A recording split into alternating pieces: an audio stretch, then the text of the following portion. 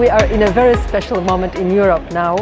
Research and innovation has been valorized to one of the 3 core priorities in the President Juncker's investment plan for Europe. This puts a lot of leadership expectations on European researchers, scientists and innovators. What I witness in this meeting is that Denmark is a lighthouse in European research and innovation landscape. It's a role model and many countries would like to learn from how you have been achieving this high level of development, both in terms of your research capacity, but also in terms of how you think about public policies related to innovation in urban setting, in social cohesion, in health. There's really a lot we can learn from Denmark. I mean, we are one of the governments that have always pushed for the EU to focus on underpinning and supporting excellent research. We are very eager to take on board all good ideas that could make sure that we have an even stronger cooperation on research and innovation the next decade.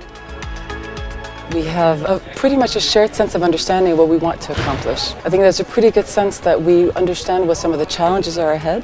We have some ideas of the tools that we might be able to use to get to the objective that we want to achieve. But it's good to have a discussion about how do we actually make it work in practice, and how do we combine all these different conflicting interests and goals that we have when we're dealing with such a complex topic as research and innovation in Europe.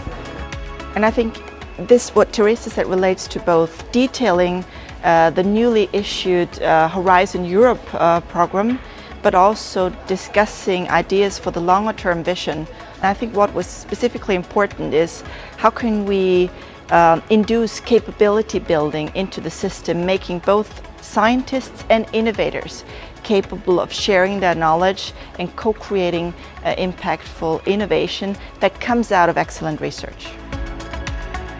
There's a huge challenge now in moving from the grassroots movements where we are just trying out things and it's just due to the individual initiative to rolling this out in a larger format on the European level. So we need infrastructure in order to reward the researchers who are doing it and encourage them to do this. And this poses a big challenge, I think, also to the way we think research funding and research evaluation.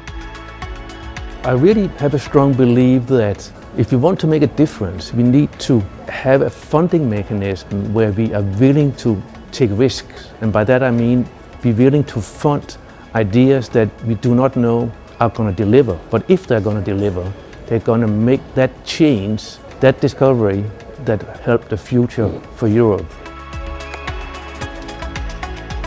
The highlight of this particular meeting is the focus on the interaction between open science and open innovation. I think our hosts know a great deal about this, and we really are having some excellent discussions and breaking some new ground.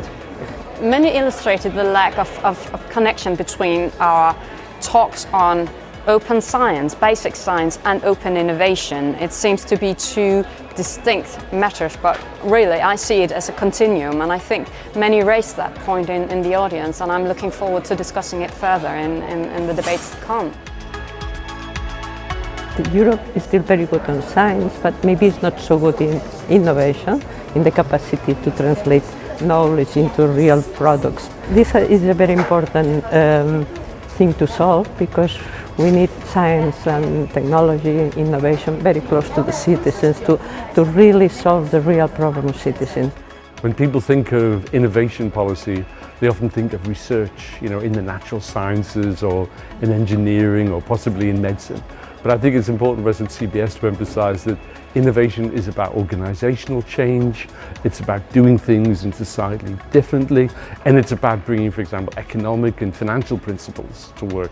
So it's important for CBS to emphasize that this is a broad, cross-disciplinary challenge in which social sciences and economics are really, really central. We tend to forget about that in public debate.